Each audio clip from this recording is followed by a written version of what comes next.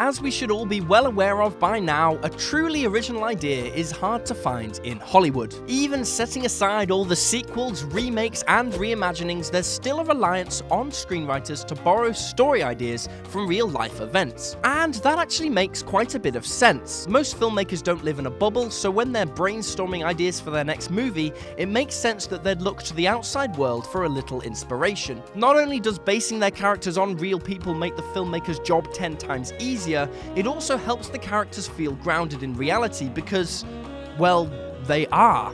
With all that in mind, I'm Will from WhatCulture.com, and this is 10 famous movie characters you didn't know were based on real people. But before we begin, don't forget to subscribe to stay notified. Ding, ding, done. Number 10, James Franco's character from Spring Breakers is based on an actual rapper. If you happen to catch any of the promotion for the crime noir fever dream that is Spring Breakers, you probably found yourself at some point wondering aloud, why does James Franco look like a jet ski salesman who just learned what dreadlocks are? Well, that's because Franco based his portrayal on an obscure Florida rapper and human cartoon, Dangerous. And if you were following the less respectable news sites during the release of the movie, you'll know that another rapper by the name of Riff Raff thought he was the inspiration for Franco's shady MC, mostly because the character looks and speaks exactly like him. In fact, if you believe the Texan rapper, the director had approached him about starring in the film before Franco got involved, but the logistics just never worked out. Enter James Franco, who apparently stepped into Riff Raff's shoes in a very literal way. And although Raff was excited about Franco playing essentially a version of him, he still attempted to sue the director for sampling his life without permission. Number 9, Iron Man was based on Howard Hughes and Elon Musk.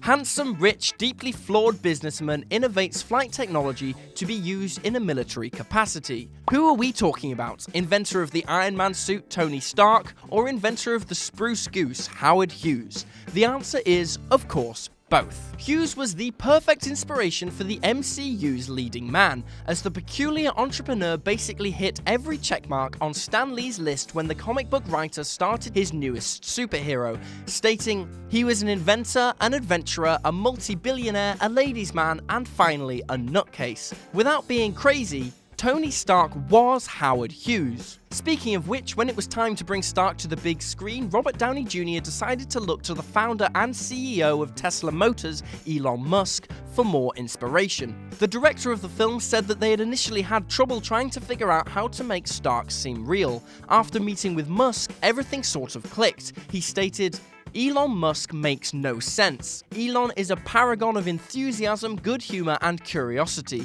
a renaissance man in an era that needs them." Number 8, Rocky Balboa was based on a real boxer, Chuck Wepner. You probably know that the Rocky franchise has a natural connection to the real boxing world. They've brought in actual fighters and sportscasters to round out the cast, and it's pretty obvious that the trash-talking, extra-exuberant Apollo Creed is based on Muhammad Ali. But you might not know that Rocky Balboa is based on real-life underdog Chuck Wepner, who once went 15 rounds with Muhammad Ali in a title fight before losing by total knockout with just 19 seconds left. Even Rocky's exhibition match against wrestler Thunderlips, played by Hulk Hogan in Rocky III, was based on a scripted fight Wepner had against Andre the Giant in 1976. Number 7, Dirty Harry and Bullitt were both based on the lead investigator in the Zodiac killings. Neither Dirty Harry nor Lieutenant Frank Bullitt, arguably Clint Eastwood and Steve McQueen's most iconic characters respectively, sprung up fully formed from the screenwriters' imaginations. Actually, the core concept for the first Dirty Harry movie wasn't even an original,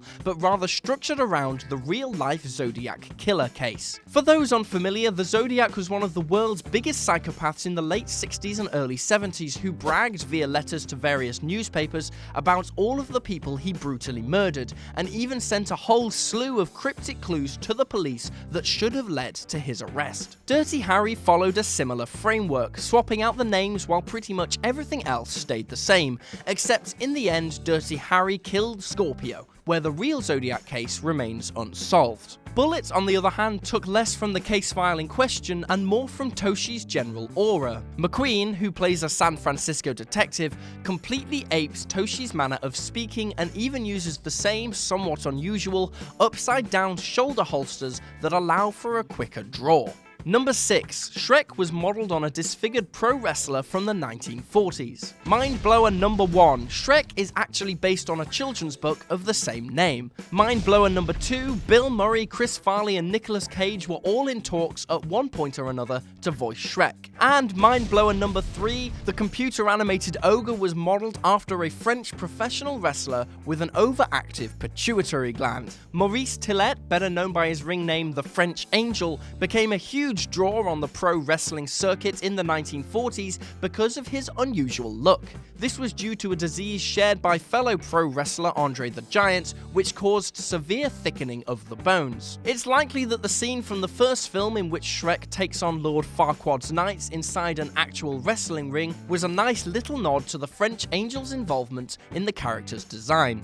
Number 5. Walter from The Big Lebowski is based on a famous director. Perhaps no film put John Goodman back on the map as effectively as his performance as Walter, the quick-tempered Vietnam vet that helps drive the action of The Big Lebowski. As with so many characters in the Coen brothers universe, Walter was gleaned from the real world. This time they pulled from their relationship with director and screenwriter John Milius, who you might know as the author of some of the greatest, most badass lines of dialogue ever uttered in American cinema. Do I feel lucky? Well, do you, punk? I love the smell of napalm in the morning. He's also a self-described Zen anarchist, and although he didn't serve in Vietnam, that was only because he was rejected due to his chronic asthma. And speaking of The Big Lebowski, number 4. The dude is a real person. There are some movie characters who are so unbelievably awesome that you're absolutely certain there's no one in the real world who could possibly hold a candle to them. One such character is Jeffrey the Dude Lebowski, whose propensity for coolness in the face of harsh vibes is usurped only by his love of white Russians. There's no way someone like the dude could exist in real life because people in real life aren't that carefree and karmically on point. And yet, indie movie producer Jeff Dowd goes well beyond being a simple inspiration for the Coen brothers' most iconic character, to the point that Jeff Bridges' laid-back, sweater-wearing essence is less of a portrayal and more a chronicle of Dowd's being. The directors decided to base their principal character in The Big Lebowski on Dowd because he is, as the script states,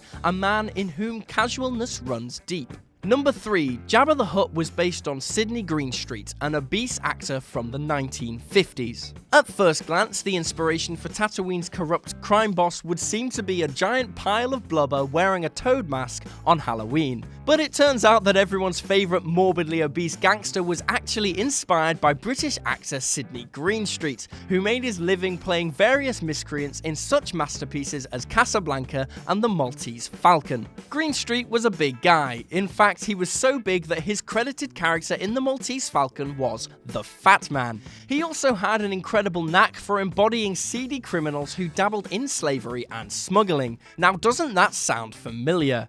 Number 2. Professor X and Magneto were based on Martin Luther King Jr. and Malcolm X. The X-Men series has always been one of the more overtly political comic books out there, and it's pretty apparent that the mutants are stand-ins for the oppressed citizens of color that dealt with the same types of intolerance and hatred that Wolverine and company have endured. It makes sense then that the two primary leaders of the mutants, Professor X and Magneto, would be modeled after the two biggest leaders in the civil rights movement. Both of these men sought to eradicate the injustices inflicted upon the marginalized members of society, though the means by which they fought differed greatly. Professor X chose to preach education and coexistence to his people, echoing many of the sentiments that Dr. King included in his famous I Have a Dream speech, while Magneto went a bit harsher in his tactics, advocating a sort of mutant supremacy not unlike the black supremacy Malcolm X embraced during his time with the Nation of Islam. Unsurprisingly, Stan Lee never envisioned Magneto as an outright villain, and that's largely due to the respect Lee had for the character's real-life counterpart. Number 1. American Psycho's Patrick Bateman is based on Tom Cruise. It was revealed in a 2010 interview with author Brett Ellis that the titular psychopath from his novel American Psycho was based, at least in part, on his own hatred of consumerist culture and the tension he felt within himself for chasing after the yuppie version of the American dream for so many years. But when it came to portray the Huey Lewis-loving madman on the big screen, Christian Bale decided to model his performance on the one and only Tom Cruise. Bale recalls discussing the Martian-like aspects of Bateman's personality with his director, specifically how the socially inept headcase analyzed other people's interactions like an alien, trying to figure out how normal humans behave. According to Bale, that trait was very apparent in Tom Cruise, who he had just seen being interviewed by David Letterman. He noted a very intense friendliness with nothing behind the eyes, which fell in line perfectly with the vibe Bale wanted to create for his character. Hey guys, thanks for making it to the end of the video. Aren't you a star? Don't forget to subscribe below, and also the people who made this video, they're right here, so go and follow them and give them some love. If you want to see more content, there's probably some stuff flowing up above my head. Why not check it out? It could be fun. I'm not your dad.